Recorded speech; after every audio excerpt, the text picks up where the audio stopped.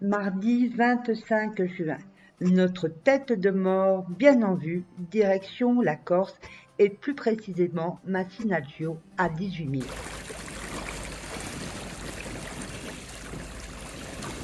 Pour nous éviter une longue traversée, nous avons fait halte à l'île de Capraia, une île volcanique toscane de toute beauté avec ses roches rouges.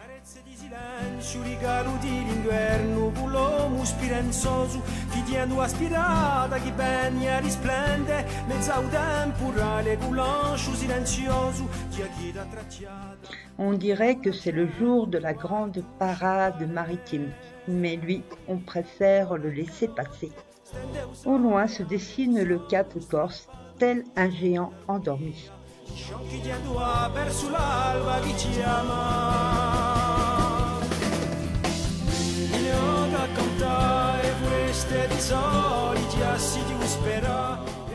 Une arrivée au charmant village de Massinazzo où notre intention première était de mouiller à côté du port.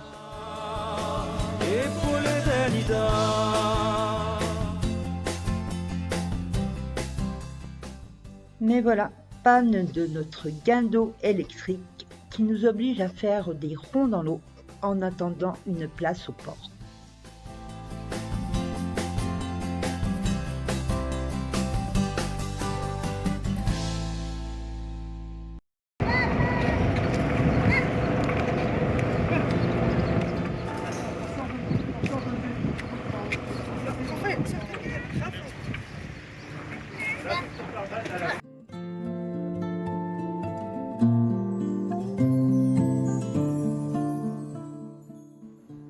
Une belle découverte Massinazzo, ce petit village de pêcheurs où les touristes semblent absents en cette fin juin.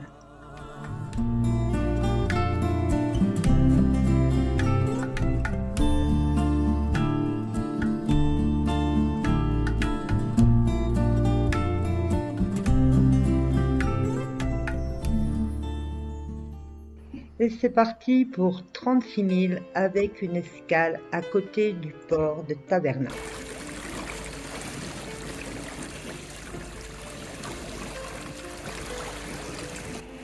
Et une navigation au moteur, de quoi admirer cette côte orientale du Cap Corse, relativement plate.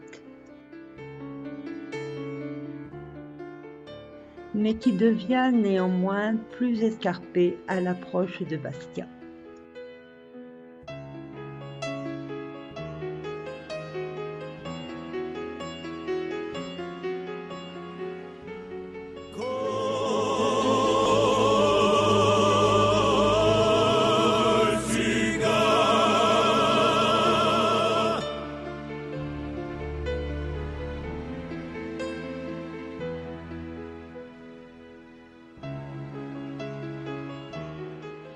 Et voilà, après 7 heures de navigation, un guindeau qui fonctionne pour jeter l'ancre dans une petite baie bien paisible à côté du port et pour couronner le tout, un petit rosé bien frais. Jeudi 27 juin, 31 000 pour rejoindre Solenzara.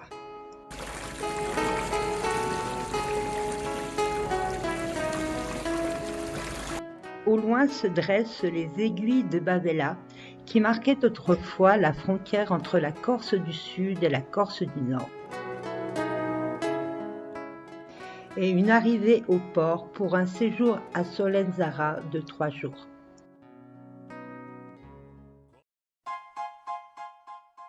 Le port de Solenzara respire la sérénité, idéal pour rêver en regardant les voiliers.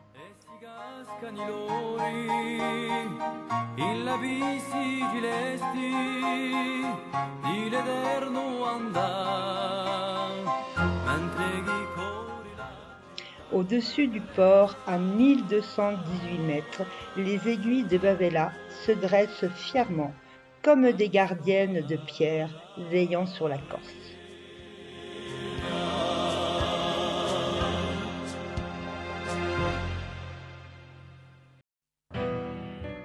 en selle pour les piscines de Solenzara.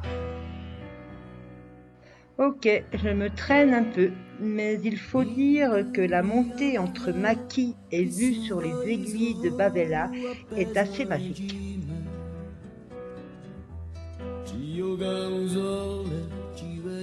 Et après quelques kilomètres depuis la route, vue sur les piscines de la rivière Solenzara, réputée par la couleur de l'eau vert émeraude.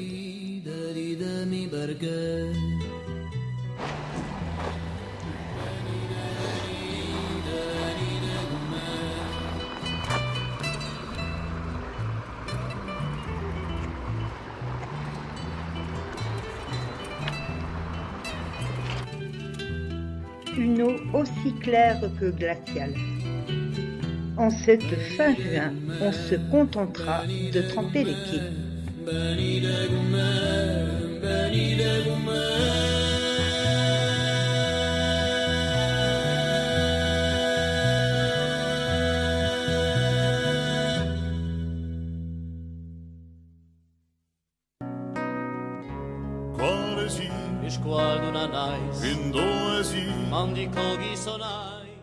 Et notre dernière étape avant de retrouver le grand large.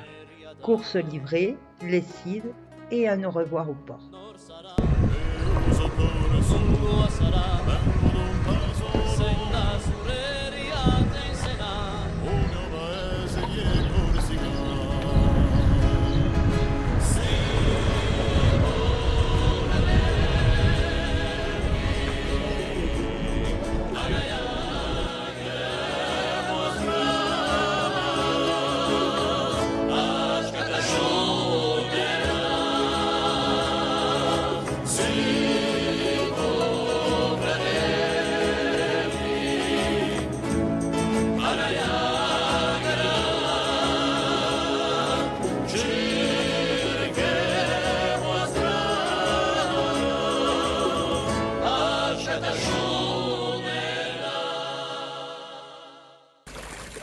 Dimanche 30 juin et c'est parti pour 17 000.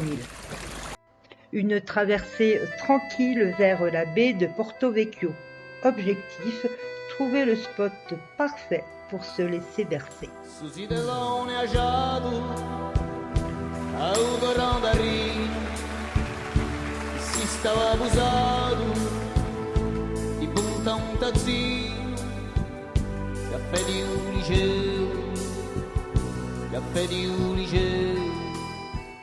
Un mouillage à la Marina d'Arche qui finalement est idéal pour se faire bercer, enfin bercer par le bruit des jets.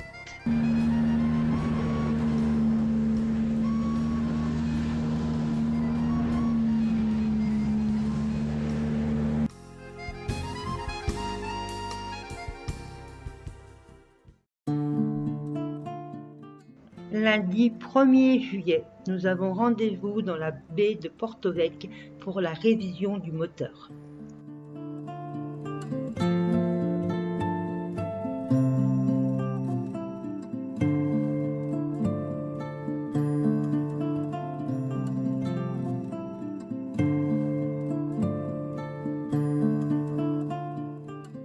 Une révision moteur version surprise. En effet, on ne t'a pas dit qu'il n'y avait pas assez de fonds pour accéder au ponton. Du coup, on a fait ça en mode réparation flottante. Les Corses vont bien finir par nous inventer la réparation en apnée.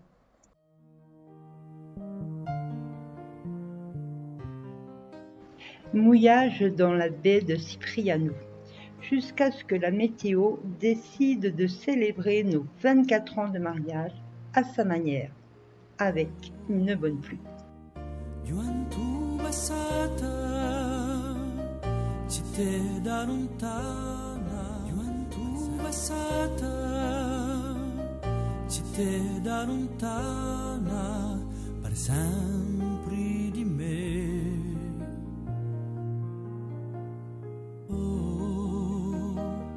Passioni voltata, amore io danno, domani per me.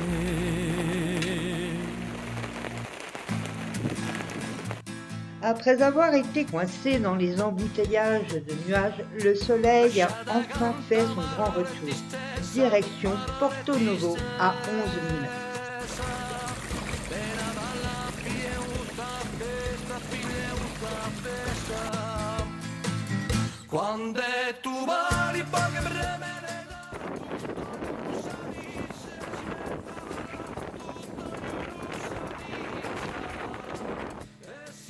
Tout semble calme et puis soudain le vent se lève, la houle commence à danser et te voilà à chercher un abri. Et ça ne sera pas Palombagia. Cette superbe plage de sable blanc et de roches roses plongeant dans l'eau.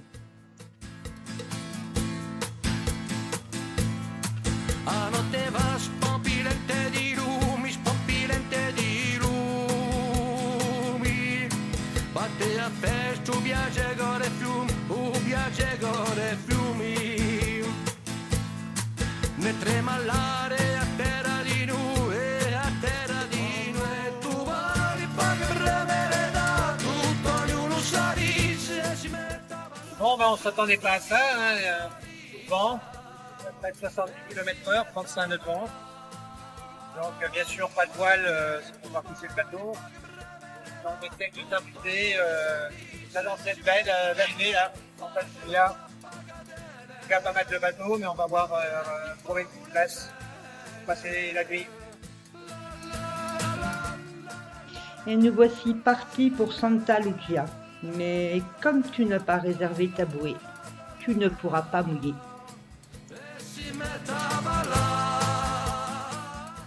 Et te revoilà à chercher un abri, comme dans une chasse au trésor, mais version marine. Cette crique là-bas, trop loin. Alors celle-ci, mais pas assez protégée.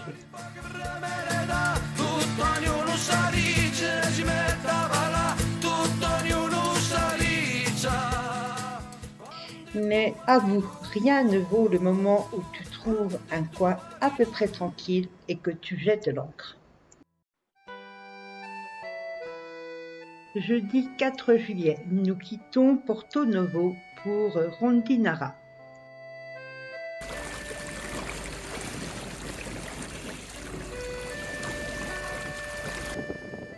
Une navigation plus paisible, c'est ça la magie de la mer, imprévisible, un brin capricieuse, mais toujours pleine d'histoires à raconter.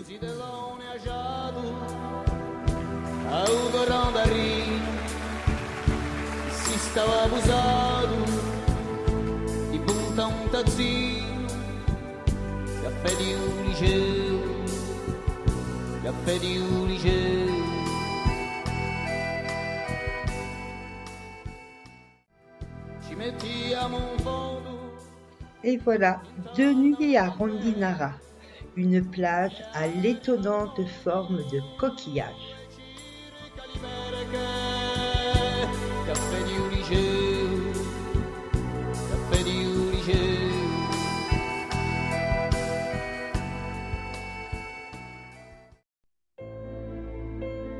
Samedi 6 juillet, direction Bonifacio à 11 000.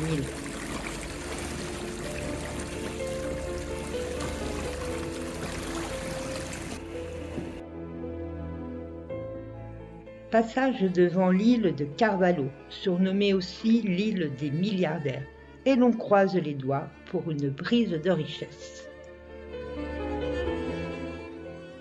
Au loin, l'île Lavezzi et en fond de toile la Sardaigne.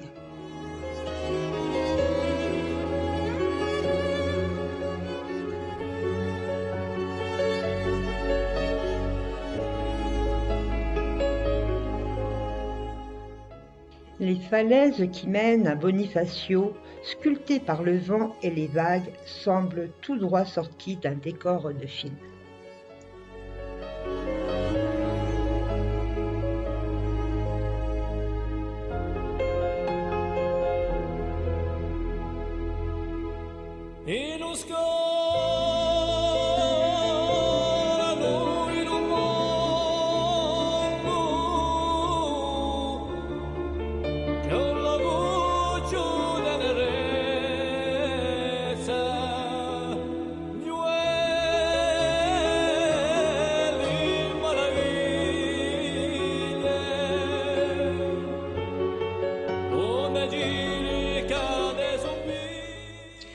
Perché sur ces falaises de calcaire blanche, Bonifacio se révèle suspendu comme par magie, avec ses maisons qui semblent défier les lois de la gravité.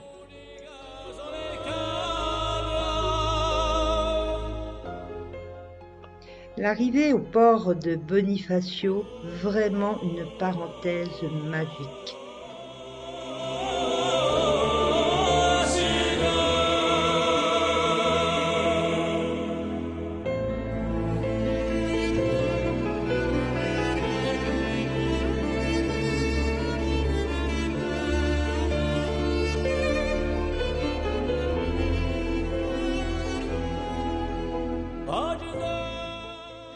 Le fjord naturel qui abrite le port te guide lentement. Ces falaises semblant se refermer sur toi pour te protéger.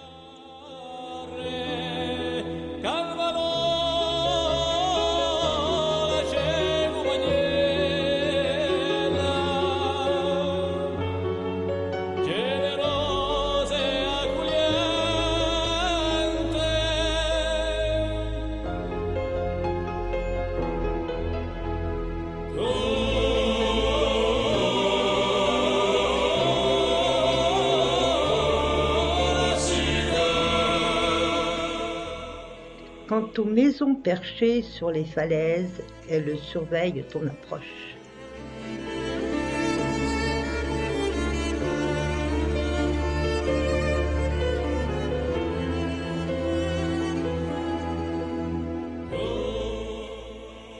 Et puis tu débouches sur un port niché au cœur de la roche, avec une vue imprenable sur la citadelle. Eh bien, comme je l'ai dit, une parenthèse magique où la nature et l'histoire s'allient.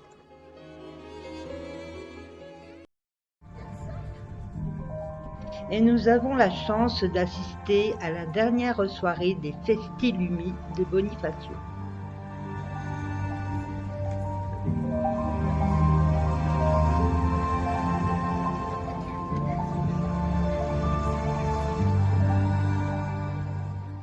Des projections magiques qui transforment les murs centenaires en écrans de cinéma géants.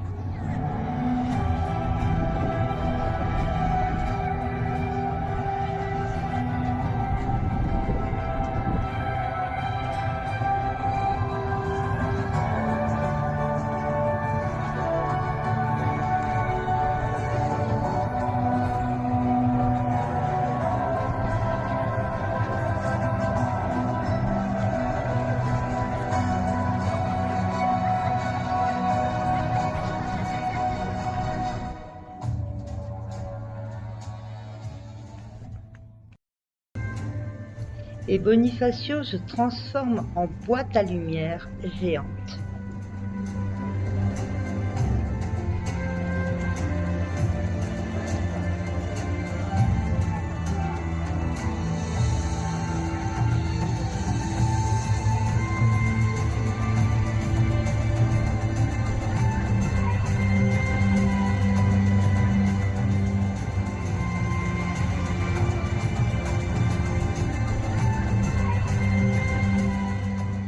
Et sur ces murs, des danseurs qui défient la gravité.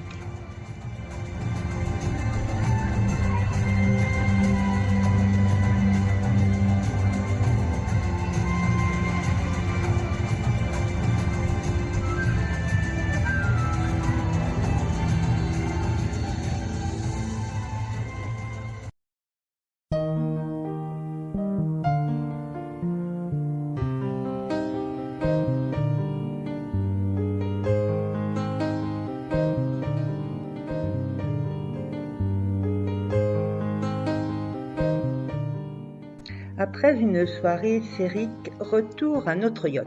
Bon, ok, ce n'est pas le nôtre, mais on peut rêver, non ? Et c'est parti pour la montée Saint-Roch, un petit échauffement pour la visite de la ville haute de Bonifacio.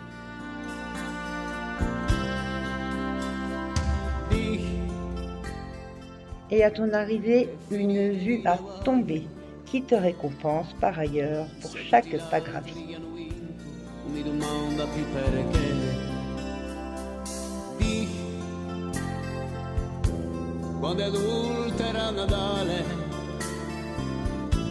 chi un ricordo verrà male conterà giù che per te. La ville haute, avec ses maisons suspendues au bord des falaises, est un véritable petit joyau perché qui fait battre ton petit cœur au sens figuré, mais aussi dans le vrai sens du terme après la montée.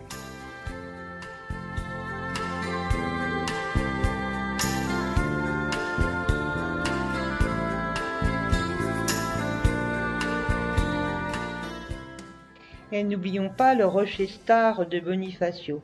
Certains disent qu'il ressemble à un grain de sable géant, d'autres y voient une patate chic. Che lei si assomigliasse a me di ma com'è che tu rispondi vai di giappe d'altri mondi com'è che tu parli più di di di di di e ora va. Une entrée à la citadelle par la porte de Gênes et te voilà directement au cœur du Moyen Âge.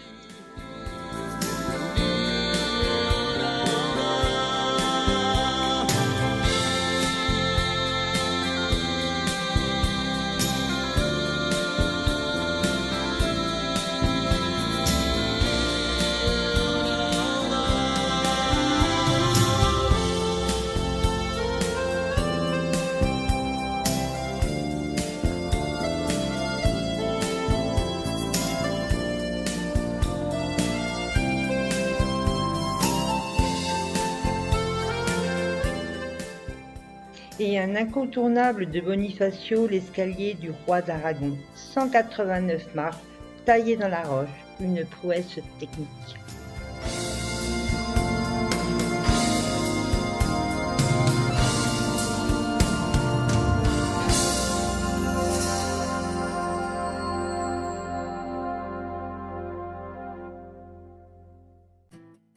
Et voilà, fin de notre périple marin sur la côte est de la Corse, entre vents joueurs, mer houleuse et eau fraîche, et où l'on a croisé finalement plus de mouettes que de touristes.